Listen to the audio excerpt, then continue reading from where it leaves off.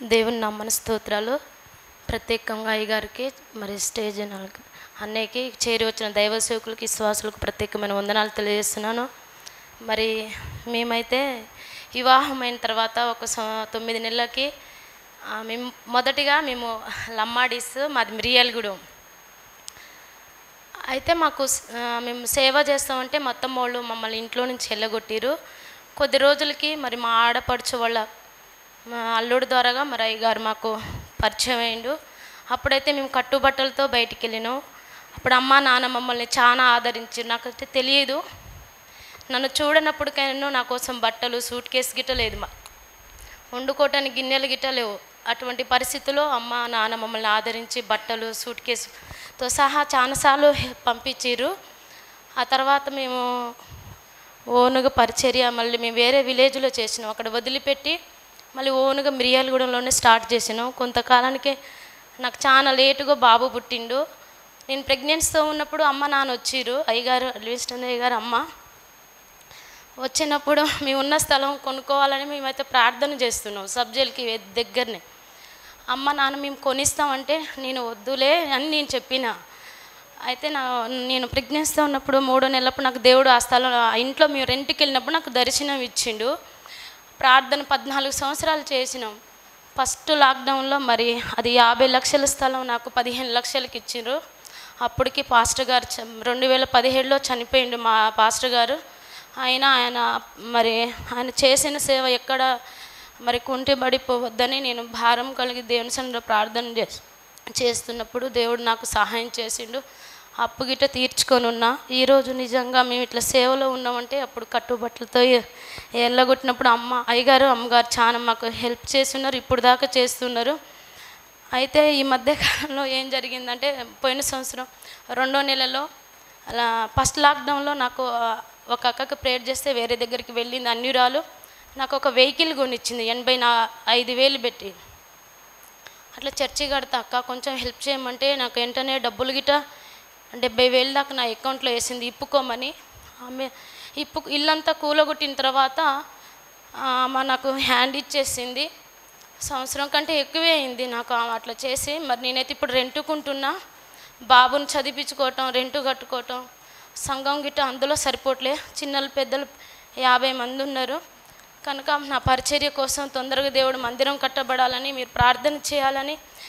ఇంకొక విషయం ఏంటంటే నాకు చాలా రోజులు పిల్లలు పుట్టరని అనుకునేదాన్ని. మీటింగ్కి వచ్చినప్పుడు ఎప్పుడు ప్రేయర్ చేసుకునేదాన్ని, ప్రభా ఒకవేళ నాకు మంచి బాబుని ఇస్తే నీకు సాక్ష్యం చెప్పుకుంటాను. నిజంగా దేవుడు నన్ను ప్రేమించి ఇక్కడికి వచ్చినప్పుడల్లా నేను ప్రేయర్ చేసుకునేదాన్ని.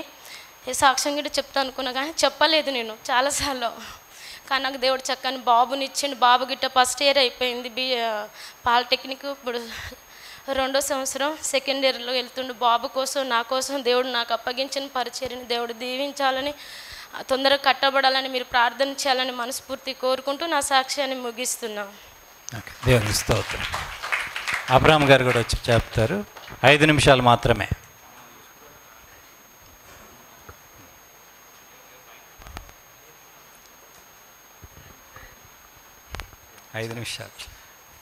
దేవునికి మహిమ కలుగును గాక.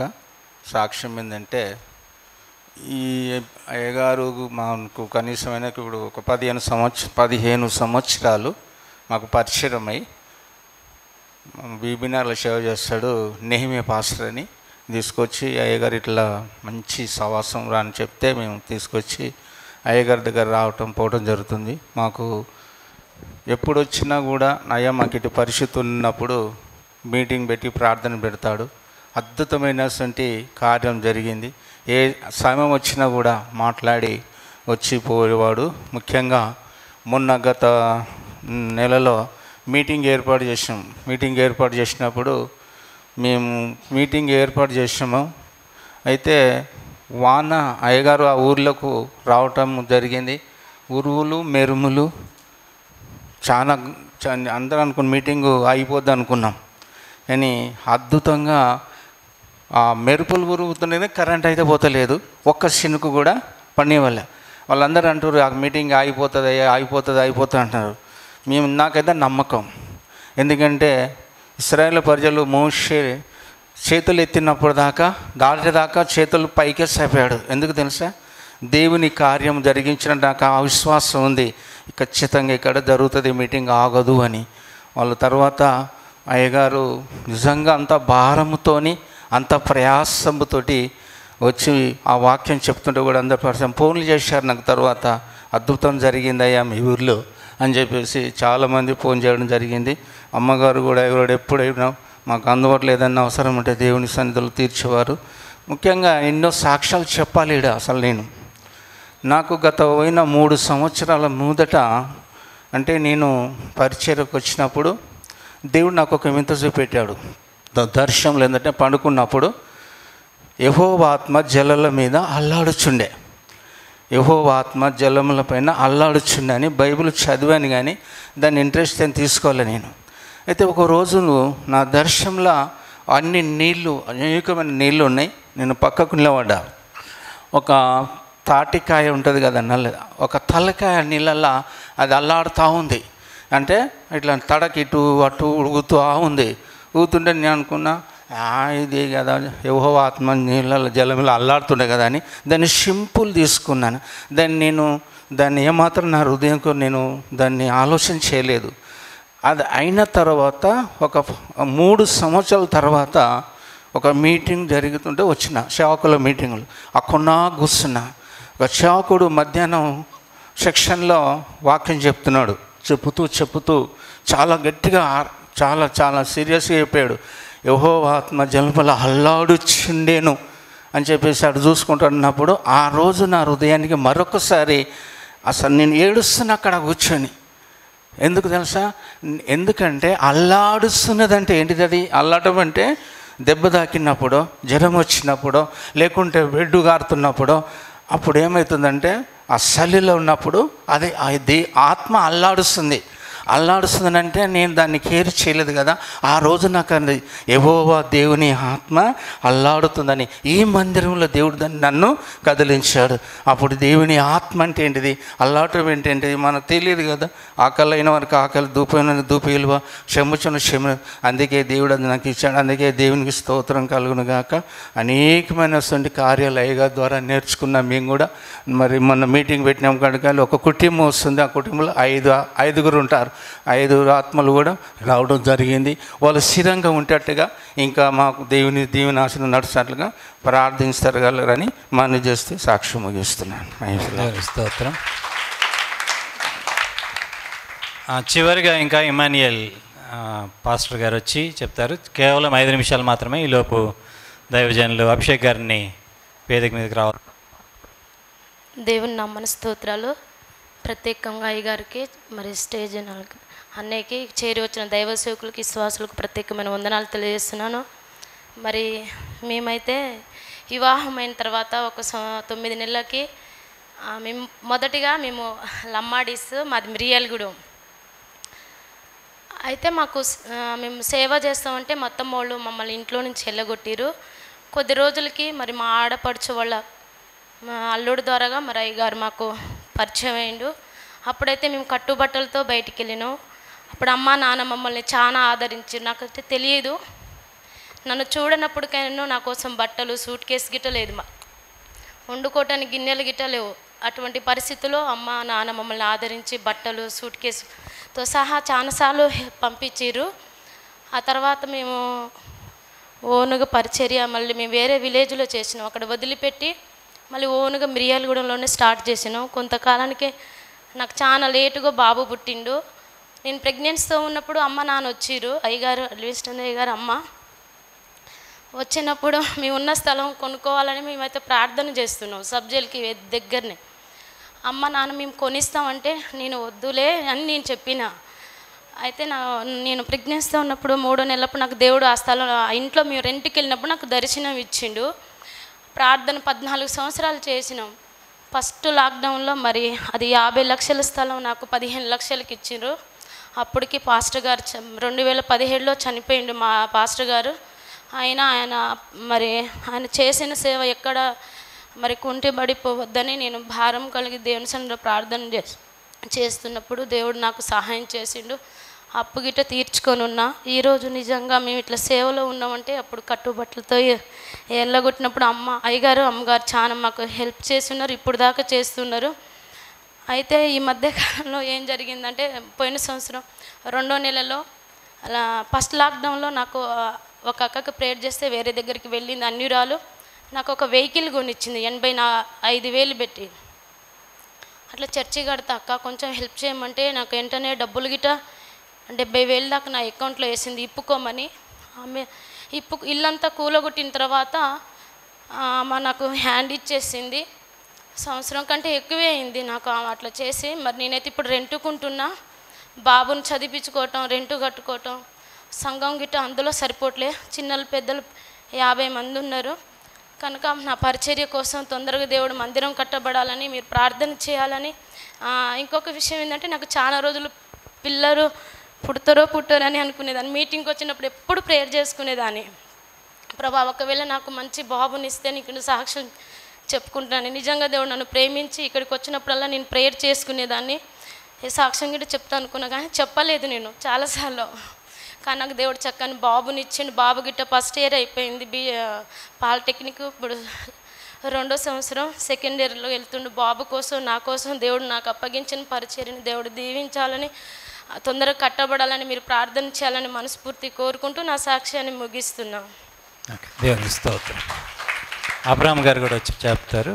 5 నిమిషాలు మాత్రమే.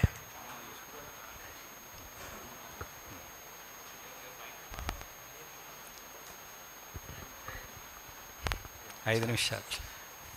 దేవునికి మహిమ కలుగును గాక. సాక్ష్యం ఏంటంటే ఈ అయ్యగారు మాకు కనీసమైన ఇప్పుడు ఒక 15 సంవత్సరాలు మాకు పరిచయమై బీబీనార్లో సేవ చేస్తాడు. నెహిమియా పాస్టర్ అని తీసుకొచ్చి అయ్యగారు ఇట్లా మంచి సవాసం రాని చెప్తే మేము తీసుకొచ్చి అయ్యగారి దగ్గర పోవటం జరుగుతుంది. మాకు ఎప్పుడు వచ్చినా కూడా అయ్యా మాకు ఇటు పరిస్థితి ఉన్నప్పుడు మీటింగ్ పెట్టి ప్రార్థన పెడతాడు. అద్భుతమైనటువంటి కార్యం జరిగింది. ఏ సమయం వచ్చినా కూడా మాట్లాడి వచ్చిపోయేవాడు. ముఖ్యంగా మొన్న గత నెలలో మీటింగ్ ఏర్పాటు చేసినప్పుడు మేము మీటింగ్ ఏర్పాటు చేసాము. అయితే వాన అయ్యగారు ఆ ఊర్లకు రావటం జరిగింది. ఉరువులు మెరుములు చాలా అందరూ అనుకున్న మీటింగు అయిపోద్ది అనుకున్నాం, కానీ అద్భుతంగా ఆ మెరుపులు ఉరుగుతుంటేనే కరెంట్ అయితే పోతలేదు, ఒక్క చినుకు కూడా పడేవాళ్ళ. వాళ్ళందరూ అంటారు ఆ మీటింగ్ అయిపోతుంది అంటున్నారు. నాకైతే నమ్మకం. ఎందుకంటే ఇశ్రాయేలు ప్రజలు మోషే చేతులు ఎత్తినప్పుడు దాకా చేతులు పైకే సాపాడు. ఎందుకు తెలుసా? దేవుని కార్యం జరిగించిన నాకు ఆ విశ్వాసం ఉంది, ఖచ్చితంగా ఇక్కడ జరుగుతుంది, మీటింగ్ ఆగదు అని. వాళ్ళ తర్వాత అయ్యగారు నిజంగా అంత భారముతోని అంత ప్రయాసంతోటి వచ్చి ఆ వాక్యం చెప్తుంటే కూడా అందరు ఫోన్లు చేశారు నాకు. తర్వాత అద్భుతం జరిగిందయ్యా మీ ఊర్లో అని చెప్పేసి చాలామంది ఫోన్ చేయడం జరిగింది. అమ్మగారు కూడా ఎప్పుడైనా మాకు అందుబాటులో ఏదన్నా అవసరం ఉంటే దేవుని సన్నిధిలో తీర్చేవారు. ముఖ్యంగా ఎన్నో సాక్ష్యాలు చెప్పాలి ఈడ. అసలు నాకు గత 3 సంవత్సరాల ముందట అంటే నేను పరిచర్యకు వచ్చినప్పుడు దేవుడు నాకు ఒక వింత చూపెట్టాడు. దర్శనంలో ఏంటంటే పండుకున్నప్పుడు యెహోవా ఆత్మ జలల మీద అల్లాడుచుండే. యెహోవా ఆత్మ జలముల పైన అల్లాడుచుండే అని బైబిల్ చదివాను, కానీ దాన్ని ఇంట్రెస్ట్ అని తీసుకోవాలి నేను. అయితే ఒక రోజు నా దర్శనంలో అనేకమైన నీళ్ళు ఉన్నాయి. నేను పక్కకు నిలబడ్డా. ఒక తాటికాయ ఉంటుంది కదా నల్ల, ఒక తలకాయ నీళ్ళల్లో అది అల్లాడుతూ ఉంది. అంటే ఇట్లా తడకి ఇటు అటు ఉడుగుతూ ఉంది. ఊగుతుంటే నేను అనుకున్నా ఇది కదా యెహోవా ఆత్మ నీళ్ళ జలంలో అల్లాడుతుండే కదా అని దాన్ని సింపుల్ తీసుకున్నాను. దాన్ని ఏమాత్రం నా హృదయంకు నేను దాన్ని ఆలోచన చేయలేదు. అది అయిన తర్వాత ఒక 3 సంవత్సరాల తర్వాత ఒక మీటింగ్ జరుగుతుంటే వచ్చిన సేవకుల మీటింగులు అక్కడ కూర్చున్నా. ఒక సేవకుడు మధ్యాహ్నం సెక్షన్లో వాక్యం చెప్తూ చాలా గట్టిగా చాలా సీరియస్గా చెప్పాడు. యెహోవా ఆత్మ జలముల అల్లాడుచుండేను అని చెప్పేసి అటు చూసుకుంటున్నప్పుడు ఆ రోజు నా హృదయానికి మరొకసారి అసలు నేను ఏడుస్తున్నా అక్కడ కూర్చొని. ఎందుకు తెలుసా?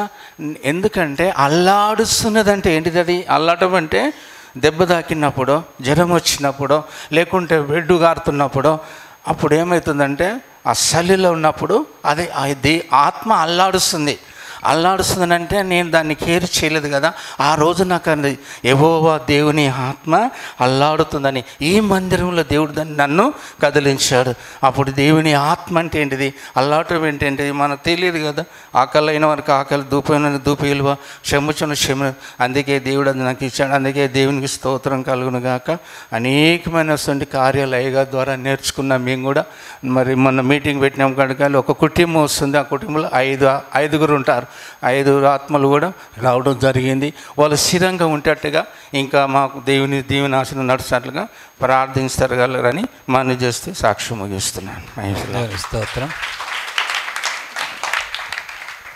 చివరిగా ఇంకా ఇమాన్యుయల్ పాస్టర్ గారు వచ్చి చెప్తారు. కేవలం 5 నిమిషాలు మాత్రమే. ఈలోపు దైవజనులు అభిషేక్ గారిని వేదిక మీదకి రావాలి.